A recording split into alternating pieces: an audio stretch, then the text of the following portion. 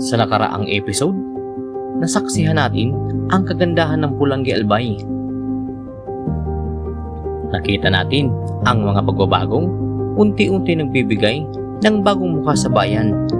Mula sa mga tanawin hanggang sa mga kabundukan, tunay na may pagmamalaki ang likas na yaman ng Pulangi. Isa sa mga lugar na tumatak sa atin ay ang Barangay Kutmon, isang lugar na napapalibutan ng lunti ang kabundukan at sariwang hangin. Habang tinatahak natin ang pakyat na daan, nakilala natin si Tatay Jesse Carullo, isang simpleng tao na noon ay naghahagot ng abaka. Hindi lang niya tayo binati, kundi tinuruan pa niya tayo kung paano ginagawa ang paghagot ng abaka. Ngunit, hindi natin alam na sa likod ng kanyang mangiti ay may kwento pala siyang matagal ng pasan-pasan.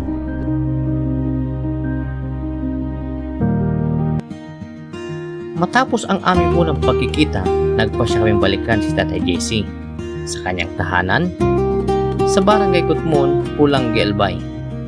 So yun guys, good morning. So dito kami ngayon sa Barangay Gamot, Sitio Dalugo. So pupunta kami ngayon ng Barangay Kutmon dahil nagbibigay kami ng konting tulong doon kay Sir Jesse Carullo, yung kwentahan natin noong nakaraan sa Barangay Kutmon, yung nakasama sa vlog natin yung nag-antay ng abaka. Then kasama rin natin si Mrs. tsaka si Sir Nelson kasi may pupuntahan din siya sa Barangay Maiswa. May bibigay daw siya ng mga school supplies doon sa isang vlogger din.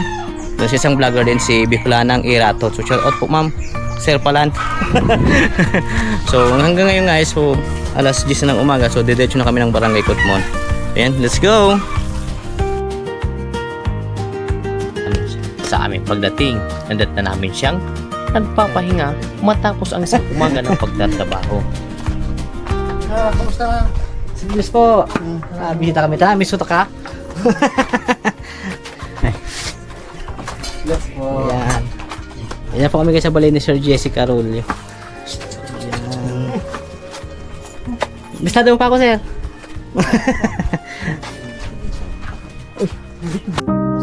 Dito namin mas nakilala ang tunay niyang buhay.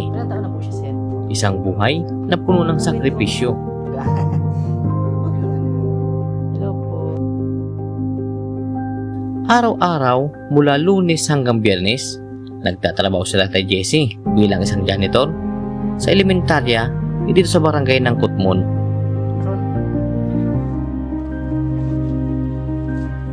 Ngunit kapag sumasapit ang Sabado at Linggo na sana ay kanyang pahinga, sa halip umaakyat siya sa kabundukan upang maghagot ng abaka.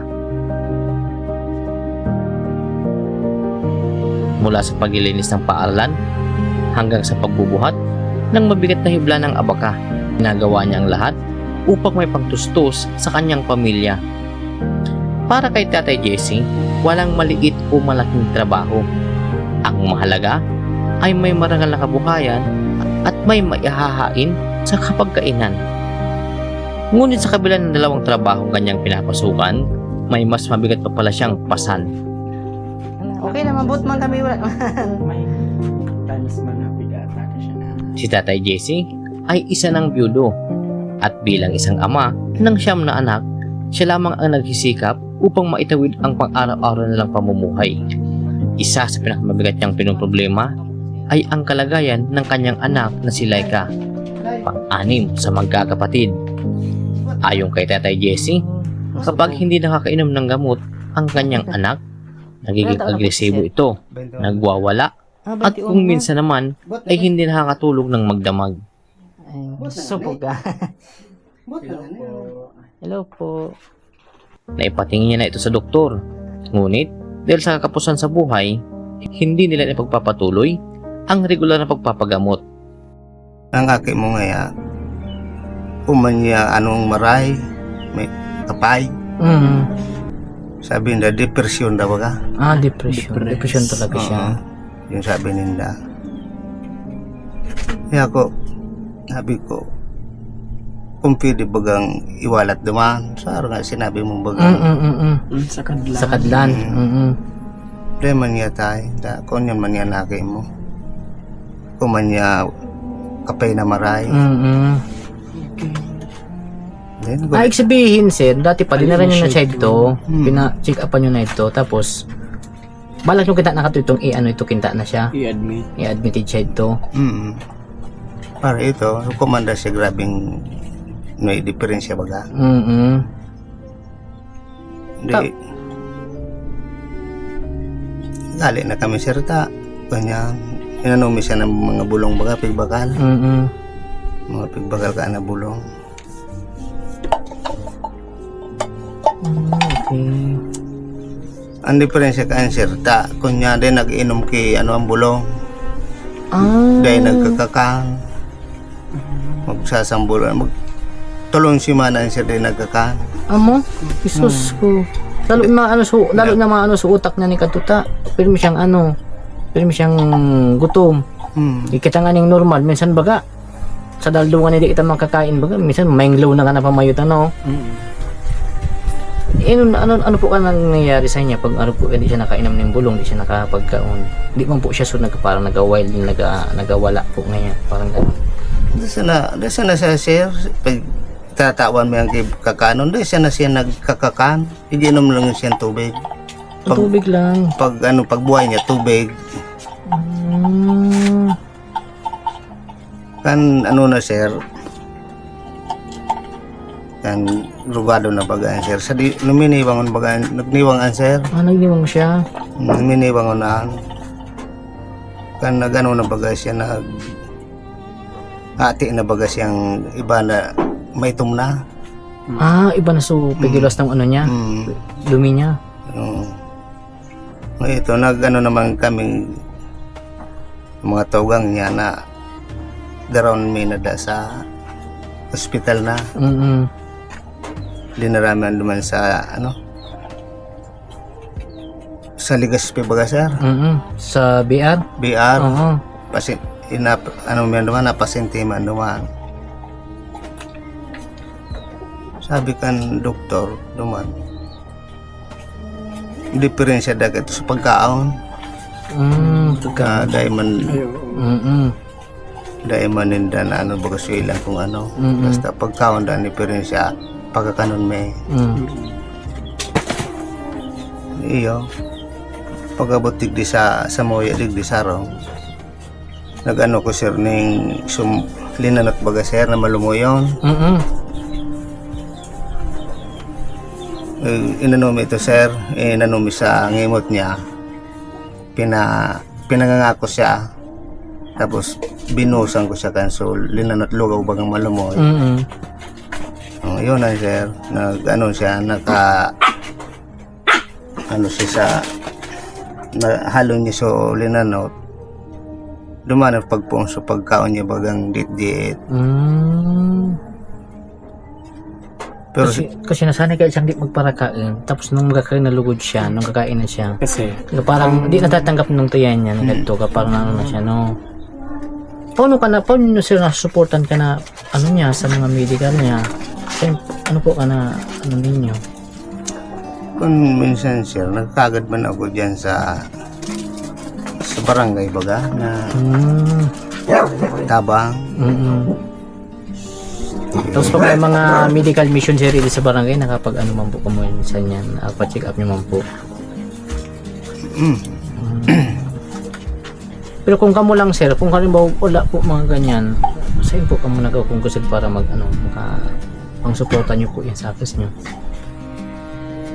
Yun sir, siya ako talaga sir piglalaanan ng pangbulong. Dawa dahil kami kay makakan baga. Basta siya ay kay pangbulong baga sir ta. Pag dahil bulong talaga iya nangangasta. Pigan nga na ako sir ka, tayo muda ako. Pero di mo siya nag-physically nangas na talagang subit tigakastan ka nga. Amo po.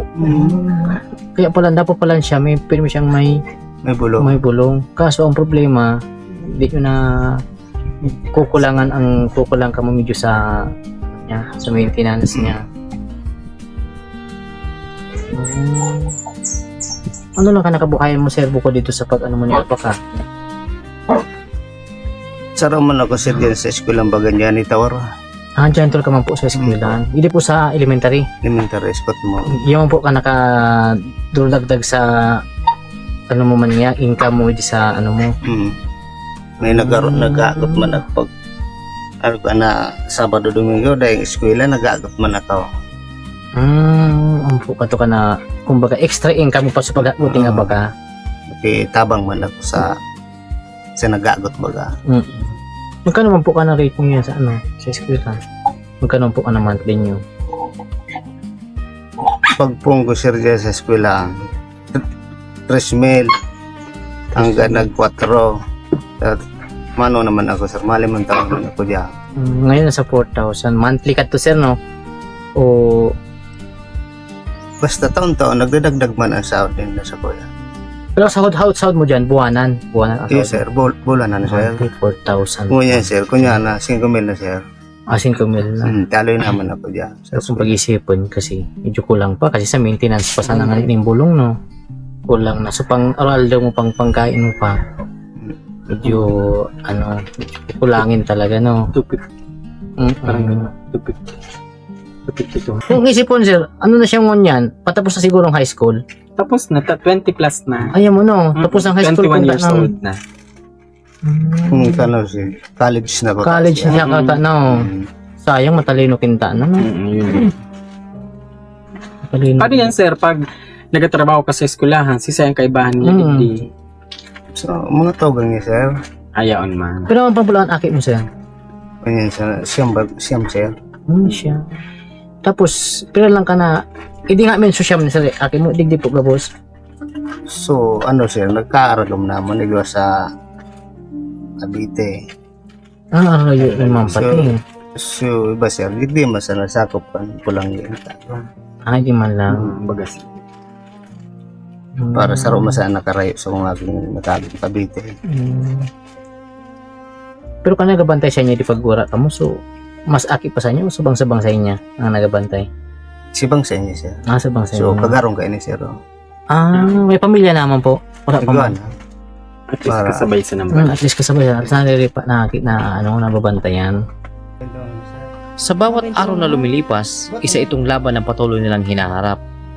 Subuga. Hello po. Okay naman, but man kami wala. May tanis man na pig-atake siya na severe. Dumangyan ko ang sir pigapat check upan sa Ang ano po tuloy namin. kawa kurang. Kisay po. Ano naman? Kisay ito, babe. Meron dyan. Kisay nga na Sa ito. mismong kawa-kawa. Sa compound ng kawa-kawa. May... Basta may doktor dyan na ano. Diyan ako, May... Ito kasi nagpa-check up with me. Kahit talaga. human ang doktor nila ika. Pabalik-balik mong kami dyan sir. Okay. Ang ano niya, ang tawag ka di, ang mga bulong niya sir, pare ka to, so kada kada reseta, halos nagapira ka na ano niya, nagapira ka na sa tablet presyo ni kadto, mahal. Habang nagkukwentuhan kami Sir, ni Tatay Jesse, ipinakita niya sa akin ang mga gamot na iniinom ni Laika. Hindi biro ang halaga ng bawat isa sa mga ito. Sa gitna ng hirap ng kanilang pamumuhay, may mga pagkakataong hindi nila kayang bumili ng gamot. Kapag nangyayari iyon, ayon kay Tatay Jesse, nagwawala minsan at minsan naman ay hindi niya daw ito napipigilan si Laika. Bilang isang ama, napakasakit makita ang sariling anak na nahihirapan habang wala kang magawa dahil kapos sa pambili ng gamot. Kuya, ang naligday sir. Sa, ano, Ay, putol. Ay, nagputol na sir. basta sir, Ano ka nagamot niya sir? So, pangpakalma lang sa inya? O pati na so sa pagka-depress niya? una siya, una siya, pangpakaturog ina sir, nerba. Pangpakaturo, clozapine. Una sir, ano niya, Nerba. sabing pang control, pang pa-relax. Pang-relax sa inya. Pwede ka na, ang bali na ka na gamot niya guys. Sabay-sabay niya kayo pag-inom. Ini sir, bangge. Habang gila pang pakaturog. Ini, pang-aga niya ini. Okay. Ano yun siya pag inom niya? Sarong beses lang sa isang araw o may ano siya? Saro mo. Ang sarong beses lang sa isang... Saro mo na bang, saro pagkabangge, alas 8. Tapos ini man, pang-aga man ini. Yes din. Antipsychotics. Ligda ko sir na sakitan, no? Bago sa bulong na yun. Pagday ka yun, Mahal din yung kada sir. 58 ini sir. 58 sarong pedaso ko sa sarong 58. Grabe kamal no. 58. May ini po. Tapos kung 10 ang babakalon, 580. Tapos sa isang buwan, Tapos 30 pesos. Oo. Tapos pag may sa pagwara pa pang Nasa bakal. buwan, 580 times 3. 1.5. Grabe. Magkano mo sa monthly income ni sir sa eskwelahan? Ulang pa. So, pangbili pa ng pagkain. Basta sir, pagano ko siya, pang-bakal na bulong siya, pang piglalana. Ibali kami nagkukulang sa pagkaon, basta siya yung pang-bakal na bulong. Makairak baga sir na pag bulong, sige nga. Amo. Di man siya. Pero di man siya sir. Di man siya nakakayon time na suwara ka bulong. So di mo man siya ginapos niya para magkalma sa nangyay. Di man siya nagabot sa point ng wani kadto. Sinisting ko ang sir, pigapos mambaga. Sabi niya, deko da siya pag gapuson. Nakimayarak mo. Sabi ko, de ka magparawala na nga ning de ka maghapos. Sabi ko sa iya. Na ano man siya sir, kumbaga nadadaraw man siya sa sa pakiusap niya, nadadaraw mo. Nadara. Hindi, okay man pala ang kita nung kaso medyo problema lang pag wala siya bulong. Yung man sir ang problema pag dahil bulong. Gaway. Tapos so pang pa-check up niya, siyempre ang check up sir 600. 600. Check up pa sa nakadto, 600. So reseta pa nung bulong. Marikon sir kung so rescue me din sa barangay kung nagagana. Na iyong piglulunadan may pag nararoute sir, nag-arkila akong tricycle. Papulanggi sana. Paaligaw. Papaligaw. At ito ka nagpa-check up sa doktor niya. Sa kawa-kawa. Di pa man kami nag-tracer sa ibang doktor. Ito lang talaga kung nagpa-check up. Tan ano niya sir, baga, sa payo, sabi kan, so insomnia da sir, ano niya, wilang baga. Insomnia, kulang ang pagkatulog. Siguro na sa sobra niyang pag-eskwela dati. Tapos sobra pag-review para turog siguro kahit baka madaling araw nakin. Baka minsan kahit nakaturog siya mga minsan kahit mga 2 oras sa nagid Tapos makarigos pa pag amo siya. Na ano niya, na pasmaso sa iya. Baka sabi ng mga gurang dati na baka ngayon natubigan ang utak niya. Baka sa depression talaga, Depression, yan, ano pa, ano niya.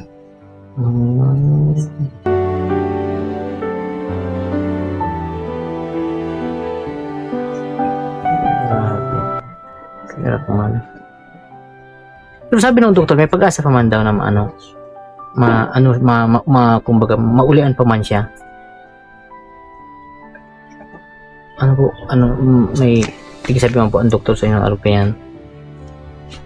Ibaga sir, pwedeng, kung matustusan bagang check up na, so, bagang pagpa-check up sa iya,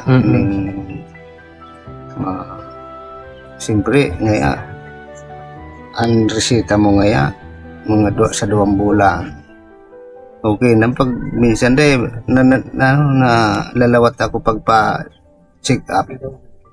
Nakakalampas baga sa ni madam sa resita sa 2 bulan. Minsan nakaka-2 bulan, 4 na baga. Kung saan, dahil na sa bulong baga.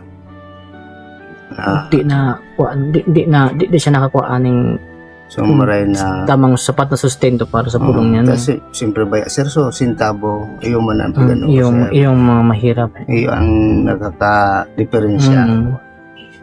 Hindi lahat ng bayani ay nakasuot ng uniforme. May mga bayaning tahimik lamang lumalaban araw-araw, mga amang hindi sumusuko, mga magulang na handang magsakripisyo para sa kanilang anak. Si Tatay Jesse ay isa lamang sa maraming Pilipinong patuloy na lumalaban sa kabila ng hirap ng buhay.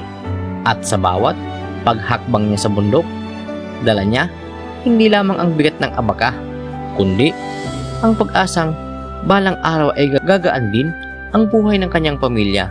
Kung nais yung mga tulong kay Tatay Jesse at sa kanyang pamilya, maaari nyo itong gawin sa anumang paraan na inyong makakaya. Dahil minsan, ang munting tulong mula sa maraming tao ay nagiging malaking pag-asa para sa isang pamilyang patuloy na lumalaban.